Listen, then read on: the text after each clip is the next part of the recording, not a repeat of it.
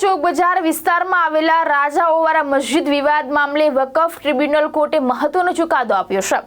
સરકારી જમીન ઉપર બનેલી હોવાનો વિવાદ ધરાવતી હુસેની મસ્જિદ અંગે દાખલ અરજી કોર્ટે ફગાવી દીધી છે અને ખોટા પુરાવા રજૂ કરવા બદલ 1 લાખ રૂપિયાનો દંડ પણ ફટકાર્યો છે।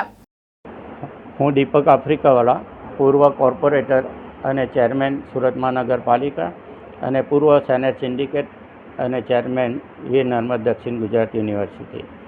મારું લોકસેવાનું અને હિન્દુત્વનું કામ અવિરત ચાલુ છે।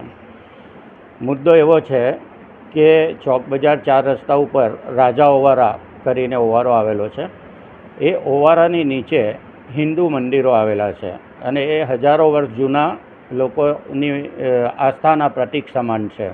આ મંદિરોની ઉપર ઝૂંપડપટ્ટી હતી, તો મંદિરોમાં આવતા જતા ભક્તોને તકલીફ પડતી હતી, એટલે એ ઝૂંપડપટ્ટી ખસેડીને 126 આવાસ આપવામાં આવેલા। આવાસ આપીને આ જગ્યા ખાલી કરવામાં આવેલી। આ જગ્યા ખાલી કર્યા પછી 2-3 વર્ષ ખુલ્લી રહેતા ત્યાં દારૂ જુગારના અડ્ડા ચાલુ થયા। દારૂ જુગારના અડ્ડા બંધ કરવા માટે police commissioner, Lalgate police inspector વગેરેને તમામ રજૂઆતો કરી। સુરત મહાનગરપાલિકાને રજૂઆત કરી કે કબજો દિવાલ બાંધી દે। કલેક્ટરને રજૂઆત કરી કે સરકારી જગ્યા જો આપણી માલિકીની હોય તો ત્યાં કમ્પાઉન્ડ વોલ કરે, પરંતુ તેઓએ કાંઈ કર્યું નહીં।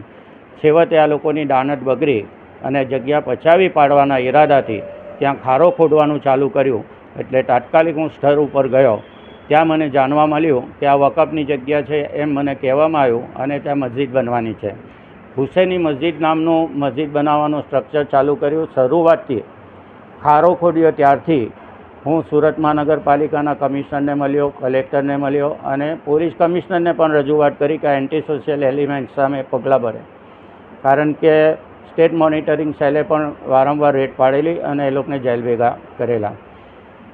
કોઈ રજૂઆત ધ્યાનમાં લેવામાં ન આવી અને મસ્જિદનું કામ અવિરત ચાલુ રહ્યું અને 2-3 વખત સુરત મહાનગરપાલિકાએ બાંધકામ અટકાવ્યું અને માલ સામાન લઈ પણ ગયા, પરંતુ ત્યાર પછી વકફનું નોંધણી છે એવું ખોટું બોગસ પ્રમાણપત્ર લાવીને કોર્પોરેશનને રજૂઆત કરી। કલેક્ટરને આ લોકોએ મોકલી આપ્યું।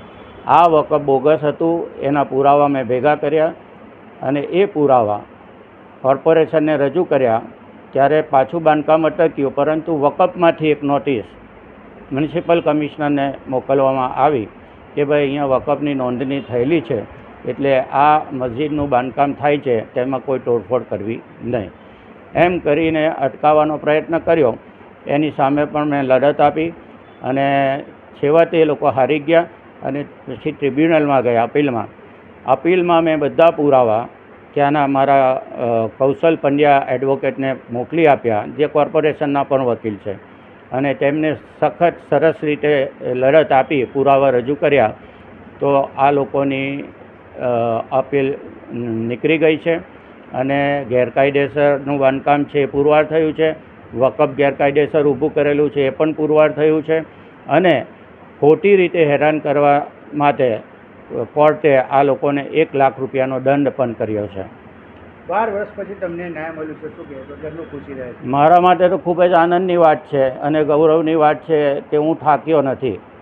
મોટા અધિકારીઓએ જ્યારે મને ન્યાય નથી આપ્યો, એ ન્યાય મને અપીલમાં ટ્રિબ્યુનલ કોર્ટે આપ્યો છે, એનો મને આનંદ છે અને હું એવી આશા રાખું છું કે આ જગ્યા ખુલ્લી થઈ જાય અને ફરીથી આ જગ્યા પવિત્ર થાય અને કોર્પોરેશનની આ જગ્યા બહુ અગત્યના કામમાં લેવાની છે। આ જગ્યા હેરિટેજ પ્રિઝર્વેશન માટે રિઝર્વેશનમાં મૂકેલી છે। ચોકને હેરિટેજ બનાવવા માટે આ જગ્યાનો ઉપયોગ કરવાનો છે, એટલે ચોકમાં તમે પ્રવેશ કરો તો સુરત હેરિટેજ દેખાય એ માટેનું પ્લાનિંગ છે। આ જગ્યા ઉપર મસ્જિદ ઊભી કરવાનું આ લોકોનું પ્લાનિંગ હતું, એ લોકોનું નિષ્ફળ થયું છે। ભાવેશ ઉપાધ્યાય, દ્રષ્ટિકોણ ન્યૂઝ, સુરત।